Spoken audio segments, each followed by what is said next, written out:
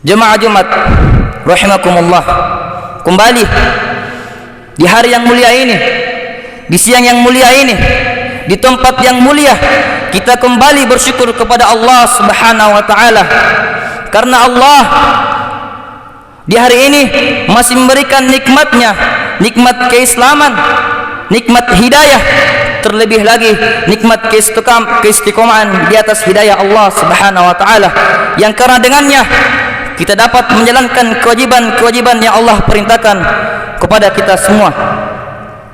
Dan tak lupa juga kita kirimkan salawat serta salam kepada baginda Rasulullah sallallahu alaihi wasallam, di mana kita semua tahu dialah nabi yang paling mulia di antara nabi-nabi Allah Subhanahu wa taala, di mana dialah manusia yang kita rindukan, yang kita cintai, dan begitu pun juga dengan beliau. Beliau sangat merindukan kita, sangat mencintai umatnya, bahkan menanti-nanti kedatangan umatnya di akhirat kelak.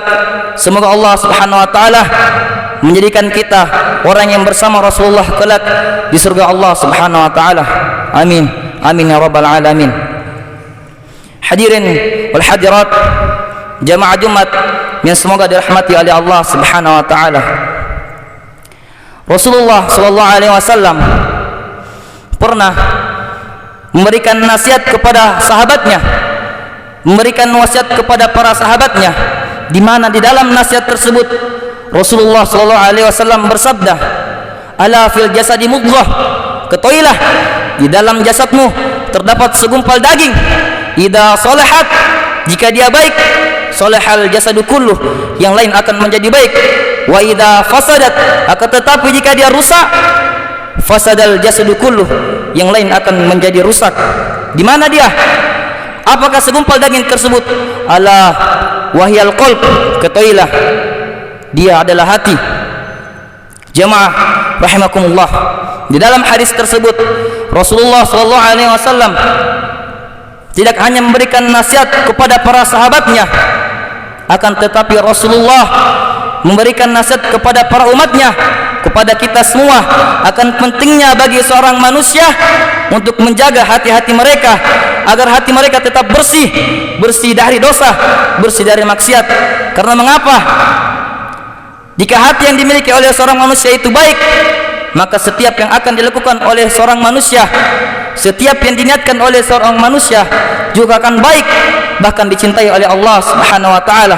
Akan tetapi jika hati yang dimiliki oleh seorang hamba itu rusak, jelek, buruk, maka setiap yang dilakukan oleh seorang hamba, yang diniatkan oleh seorang hamba juga akan menjadi rusak, buruk, bahkan dimurkai oleh Allah Subhanahu wa taala. Oleh karena itu, tidak mengherankan hal yang pertama kali yang Allah ancam akan kunci, yang Allah ancam akan tutup dari perbuatan-perbuatan maksiat, dari dosa-dosa yang hamba lakukan adalah hati-hati mereka. Kalla bal rana ala qulubihim ma kanu yaksibun. Sekali-kali tidak. Bahkan setiap yang mereka lakukan dari maksiat, dari dosa, itu hanya akan mengunci hati-hati mereka. Ketahuilah para jamaah, setiap dosa yang kita lakukan di setiap harinya, yang kita tahu bahwa yang kita lakukan itu adalah dosa, namun kita menganggap dosa tersebut adalah dosa yang kecil di mata kita, di mata manusia. Akan tetapi setiap kita melakukan dosa tersebut akan menjadi noda, akan menjadi noda yang sedikit demi sedikit akan menodai hati-hati kita. Maka tatkala ketika noda tersebut sudah menutupi hati manusia, maka itulah azab di atas azab yang Allah berikan kepada seorang manusia. Maka apa yang akan terjadi ketika Allah Subhanahu wa taala sudah menutupi hati seorang manusia? Khatamallahu ala qulubihim, Allah mengunci hati-hati mereka, maka hal tersebut akan menular, akan berpindah kemana? Wa ala sam'ihim, ke telinga-telinga mereka.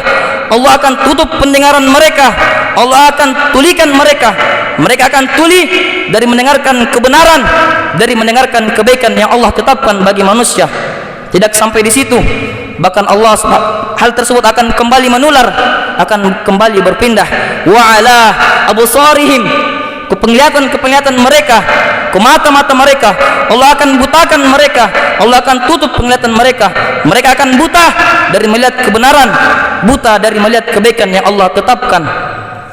Maka tatkala hal tersebut, ketiga penyakit tersebut sudah ada dalam diri seorang manusia, maka Allah Subhanahu wa taala akan membiarkan mereka sesat, berada dalam kesesatan.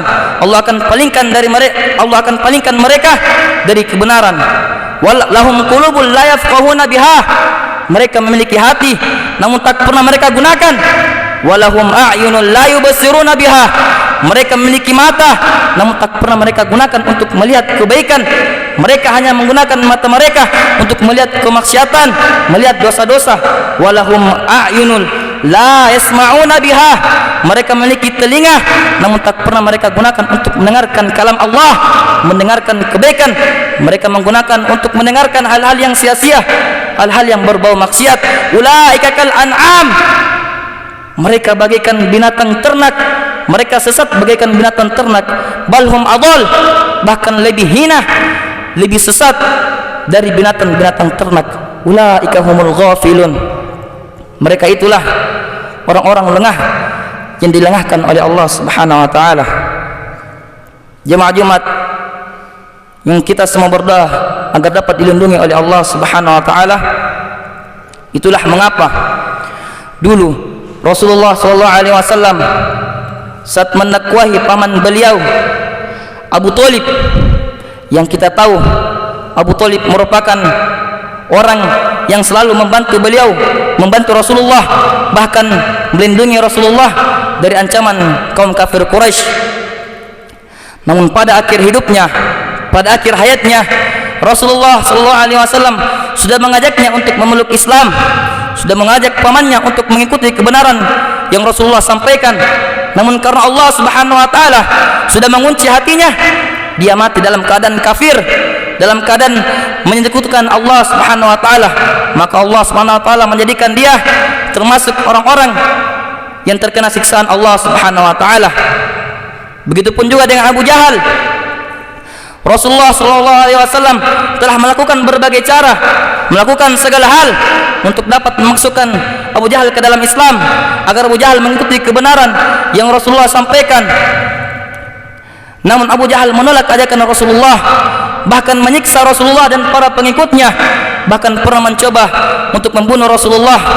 Dia menganggap bahasanya dia memiliki kedudukan yang lebih tinggi, pangkat yang lebih tinggi, jabatan, kedudukannya mulia dibanding orang-orang yang mengikuti ajaran Islam. Namun Allah Subhanahu wa taala tidak melihat hal tersebut.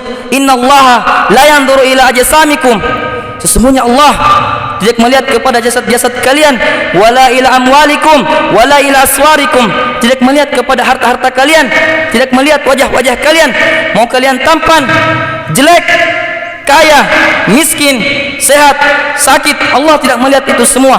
Walakin yanzuru ila qulubikum, Allah Subhanahu wa taala melihat hati-hati kalian. Siapa di antara hambanya yang paling bersih hatinya, hati yang bersih dalam beribadah kepada Allah Subhanahu wa taala. Begitupun juga dengan Abu Lahab yang merupakan paman beliau. Rasulullah sallallahu alaihi wasallam telah memberikan peringatan kepada pamannya akan siksaan Allah yang nyata, namun dia menolak ajakan Rasulullah, bahkan menyiksa orang-orang yang mengikuti ajaran Rasulullah sallallahu alaihi wasallam. Tahukah kita bahwasanya surah Al-Lahab yang Allah wahyukan kepada Rasulullah, yang mana di dalam surah tersebut Allah Subhanahu wa taala menjamin siksaan kepada Abu Lahab dan istrinya. Tahukah kita bahwa surah tersebut turun, Allah wahyukan 10 tahun sebelum wafatnya Abu Lahab. Ya mungkin 10 tahun tersebut Rasulullah bisa gunakan untuk mendakwai pamannya, Rasulullah bisa gunakan untuk mengajak pamannya dalam kebenaran. Namun karena Allah Subhanahu wa taala sudah mengunci hatinya, dia tidak akan pernah menerima kebenaran, menerima ajakan Rasulullah sallallahu alaihi wasallam. Bukan Nabi Muhammad saja, bahkan Nabi Allah, Khalilullah, kekasih Allah, Nabi Ibrahim alaihissalam, yang mana orang yang pertama kali beliau ajak untuk memeluk Islam saat Allah mengutusnya menjadi nabi adalah ayah beliau sendiri. Namun karena Allah Subhanahu wa taala sudah mengunci hati ayahnya, dia menolak ajakan Nabi Ibrahim alaihissalam.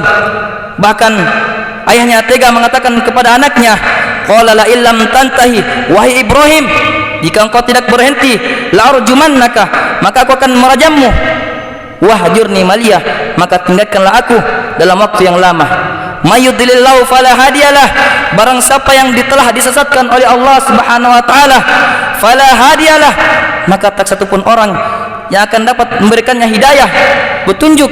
Bahkan Rasulullah, bahkan Nabi Ibrahim, siapapun itu, ketika orang tersebut telah disesatkan oleh Allah, telah dipalingkan dari kebenaran oleh Allah, maka tak satu pun orang yang akan dapat memberikannya petunjuk. Jamaah Jumat rahimakumullah, maka kita sebagai seorang manusia yang ingin taat beribadah kepada Allah, hendaknya di dunia ini betul-betul memanfaatkan kesempatan yang Allah Subhanahu wa taala berikan kepada kita. Kita tempuh jalan-jalan yang dapat membuat hati kita ini istiqomah, kokoh di atas beribadah kepada Allah Subhanahu wa taala, membuat hati kita bersih dari dosa-dosa, bersih dari maksiat-maksiat dari Allah Subhanahu wa taala. Karena pada saat nanti di padang mahsyar, ketika manusia dikumpulkan dalam keadaan telanjang, dalam keadaan tidak beralas kaki, di mana pada hari itu yauma la yanfa'u malun, tidak akan berguna harta wala banun, dan anak-anak mereka, illa man atallah, kecuali orang yang berjumpa dengan Allah biqalbin salim, dengan hati yang bersih. Orang yang berjumpa dengan Allah dengan hati yang bersih, hati yang tulus, hati yang ikhlas, hati yang memercikkan cahaya keimanan. Hati-hati inilah yang akan menolong seorang hamba ketika berjumpa dengan Allah, bukan hati yang busuk, hati yang rusak, hati yang riya, sum'ah, hasad. Bukan hati ini yang akan menolong seorang hamba pada hari kiamat nanti ketika berjumpa dengan Allah Subhanahu wa taala. Namun hati yang bersih yang hanya akan menyelamatkan seorang hamba ketika berjumpa dengan Allah Subhanahu wa taala. Jemaah Jumat rahimakumullah, Rasulullah sallallahu alaihi wasallam telah mengajarkan kepada kita sebuah doa yang mana Rasulullah selalu amalkan doa tersebut di setiap sujud-sujud beliau, di setiap sujud-sujud saat beliau melakukan salat kepada Allah Subhanahu wa taala, yang mana kita tahu Rasulullah merupakan orang yang paling mulia, orang yang Allah telah jamin surga baginya, orang yang telah jamin akan diampuni dosanya yang akan datang dan yang telah berlalu. Di mana doa tersebut, ya muqallibal qulub, wahai zat yang membolak-balikan hati, tsabbit qalbi ala dinik, kokohkanlah hati hambamu di atas ketaatan, di atas agamamu, wa ala taatik, dan di atas ketaatan kepadamu.